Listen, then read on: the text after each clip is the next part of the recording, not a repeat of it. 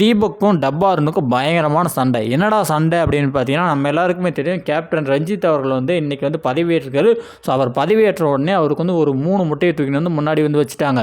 இந்த 3 முட்டை அவருடைய அந்த கேப்டன்சி வந்து பிடிக்கல அப்படின்னா நீங்கள் வந்து தூக்கிடலாம் அப்படின்னு சொல்லிட்டு இந்த ஒரு விஷயத்தை பார்த்தீங்கன்னா வந்து பிக் பாஸ் வந்து சொல்லியிருந்தாரு. ஸோ இப்படி இருக்கும்போது நம்ம அருணுக்கும் தீபக்கும் வந்து ஒரு சண்டை வந்து எழும்புது. என்ன சண்டை அப்படின்னு பார்த்தோம் அப்படின்னா, தீபக் வந்து ஒரு விஷயத்தை வந்து சொல்கிறாரு. இதற்கு முன்னாடி வந்து ஆட்கள் வந்து அதிகமாக இருந்தாங்க. அதனால் நம்ம வந்து அந்த டீம் பிரிக்கிறோம்ல, கிச்சனு, வெஷல் வாஷிங் அந்த மாதிரி டீம் வந்து பிரிக்கும்போது ஸோ அதெல்லாம் பார்த்திங்கன்னா மொத்தமாக வந்து நம்ம வந்து விருப்பப்பட்ட மாதிரி வந்து ஆட்கள் வந்து கூட்டமாக வந்து விட்டுட்டோம்.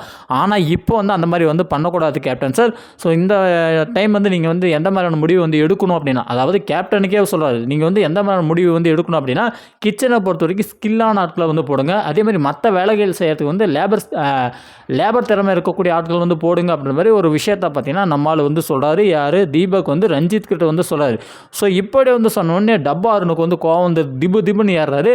எதுக்கு வந்து கிச்சனில் வந்து ஸ்கில்லான ஆட்கள் வந்து வேணும்னு சொல்கிறீங்க? இது வந்து தேவையில்லாத ஒரு விவாதம் மாதிரி தெரியுது. இது அப்போ மற்ற வேலை செய்கிறதுக்குலாம் வந்து ஸ்கில்லான ஆட்கள் வந்து தேவையில்லை, இது வந்து தேவையில்லாத ஒரு வார்த்தை அப்படின்னு சொல்லி அந்த ஸ்கில்ன்ற வார்த்தையை பார்த்தீங்கன்னா நம்ம ஆளு பிடிச்சிக்கின்னு வந்து தொங்குறாரு.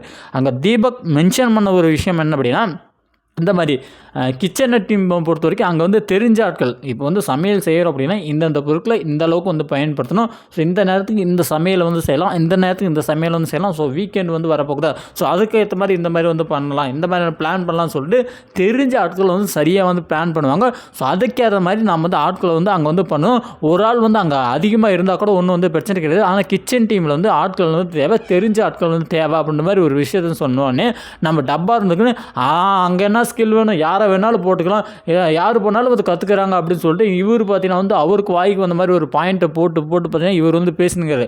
ஸோ இப்படி வந்து பேசும்போது 2 பேர்த்துக்கும் பார்த்தீங்கன்னா வாய் வார்த்தை வந்து ரொம்பவே வந்து முட்டி போயிடுது. அந்த இடத்துல கேப்டன் வந்து சரியாக இருந்திருந்தார் அப்படின்னா அதை வந்து அப்படியே வந்து அமுக்கி அவன் அப்படியே பார்த்தீங்கன்னா கம்முன்னு உட்காருங்க, நான் சொல்கிறதாண்டா கருத்து அப்படின்னு சொல்லிட்டு அவர் வந்து பேசுனுங்களாம். ஆனால் அந்த ஒரு இடத்துல சரியா சொல்லுங்கள், சரிங்க சொல்லுங்கள் அப்படின்னு சொல்லிட்டு ஆளாளுக்கு அவங்க பேசுகிறாங்க அப்படின்னா சூப்பர் சூப்பர் அப்படின்னு சொல்லிட்டு பார்த்தீங்கன்னா ஒரு பேலன்ஸ் பண்ணக்கூடிய ஒரு சமநிலைப்படுத்தக்கூடிய அந்த ஒரு இடத்துல நம்ம ரஞ்சித் அவர்கள் வந்து இல்லை அப்படின்னு நினைக்கும் போது தான் எனக்கு வந்து கஷ்டமாக இருக்குது. ஒரு கட்டத்துக்கு மேலே நம்ம தீபக் பார்த்தீங்கன்னா சரியான செருப்படி, யாருக்கு? இவருக்கு பயங்கரமான செருப்படி வந்து கொடுத்தாரு. நம்ம டப்பாருக்கு வந்து பயங்கரமான செருப்படி வந்து கொடுத்தாரு. எனக்கு வந்து தப்புன்னு தெரிஞ்சிச்சு, நீங்களாம் வந்து புரிய வச்சிங்க அப்படின்னா நான் வந்து ஒத்துக்குவேன். ஓகே, நான் வந்து இது தப்பு அப்படின்னு சொல்லிட்டு அண்டர்ஸ்டாண்ட் பண்ணிட்டு நான் வந்து புரிஞ்சுக்குவேன். அப்படி இல்லை இது வந்து சரி அப்படின்னா நான் அந்த இடத்துல நின்று சரியாக வந்து பேசுவேன், இது ரெண்டுத்தையும் வந்து பண்ணுவேன். ஆனால் நீ வந்து மாற்றி வந்து பேசுகிற, நீ பிடிச்ச முயலுக்கு வந்து 3 கால்னு சொல்லிட்டு நிற்காதரா அப்படின்னு சொல்லிட்டு பார்த்தீங்கன்னா நம்ம டப்பாரனை வந்து பயங்கரமாக வெளுத்த அந்த விஷயத்தையும் நம்மளால் வந்து பார்க்க முடியுது.